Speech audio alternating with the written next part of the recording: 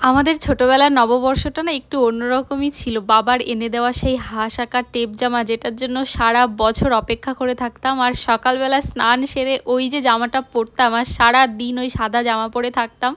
মা বারবার করে এসে বলতো, "কিরে দাগ লাগিয়েছিস নাকি? দাগ লাগিয়েছিস নাকি?" এইসব মনে পড়ে আর এখন খুবই মিস করি দিনগুলো। আজ সকাল থেকেই আমার শরীরটা ভীষণ খারাপ ছিল, তাই বাড়িতে আর ইচ্ছা থাকলেও রান্না করা হয়নি। আমরা ওপারে বাংলা থেকে খাবার অর্ডার করেছিলাম, নিরামিষ থালি আর একটা চিকেন থালি আর এক্সট্রা চিকেন।